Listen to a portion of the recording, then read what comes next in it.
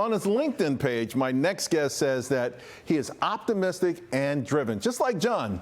And he's got the ability to evaluate financial statements. So let's bring in CFRA Research, the Vice President, Senior Equity Analyst, Angelo Zeno. And Angelo, I was reading your page, which, by the way, I love it, right? And I got to be honest, what stood out to me out of all of these words was optimistic. Because I just started the show off talking about how pessimistic so many strategists are. Almost every day when people turn on financial media, you have to brace for, not just the car wrecks, but the potential car wrecks. Everyone seems so frustrated and jaded. What's happening here with the industry that everyone's always kind of bracing for the worst, but you kind of see you're looking at the fundamentals. Yeah, so thanks for having me, Charles. And when we start thinking about, especially in my world, right, in the world of tech and comm services, you kind of look at, you tend to have more of a longer picture view of things. And if you do, you kind of really get excited about the opportunity really tied to AI. I think actually what we just saw here in the second quarter earnings season really was that first quarter where everything really started being pieced together, where you start thinking about companies like a Microsoft and a Meta platforms and them aggressively growing CapEx, but while doing that, seeing improved monetization, they're also expanding the margins at a point where we think you're at early enough in a cycle where the street would have been okay with margin compression. So we're seeing greater ROI from these AI investments. But when you look over the next 2 to 3 years, the top line revenue trajectory really gets us excited, not only from some of these Mag 7 names, but as you, again, maybe broaden out to some other names across the tech and comm services ecosystem. Yeah, I mean, again, it's like that scene, right, from Wall Street. Just to marvel at what's happening here. It's just so unique. I don't know that it's ever happened in the history of humankind. And certainly, I don't know it's ever been in anyone's old Wall Street manuals. One thing I also love about you is you use strong buys. The only other firm I know that I see that is Raymond James. So your strong buys, I want to go over them with you because AMD, we're going to start with AMD. You got a target of 200 rather. Lately, everyone's jumping on the bandwagon. What has AMD done, Advanced Micro done in the last few months where at one point it was selling off and now all of a sudden the bandwagon is overflowing?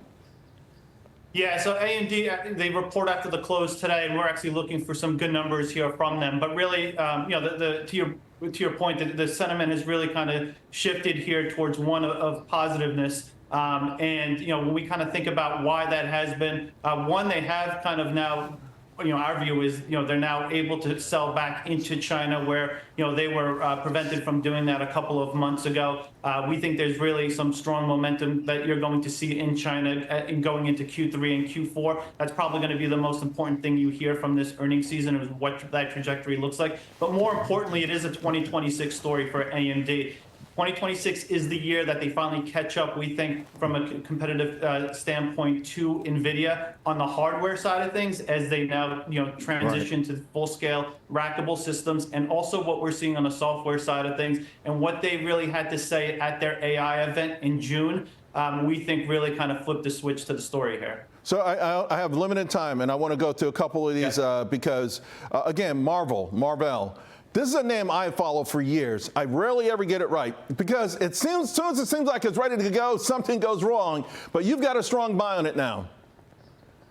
Yep, it's the cheapest AI accelerator or infrastructure play that's out there. The street is very pessimistic still on the story, we think, largely because they are heavily driven to one name, and that is AWS and Amazon. So we actually think they've signed a number of customers, specifically Microsoft, which we think is going to ramp here in late 2026, and we think provides upside to the shares. So it's a name that we think the street is really underestimating at this point. Pinterest was going to be taken over about a year or so ago. Nothing ever happened. The stock imploded. Full disclosure, I loaded up on my personal account. I'm up huge, so I'm happy to hear that you like it here as well, but why? Yep.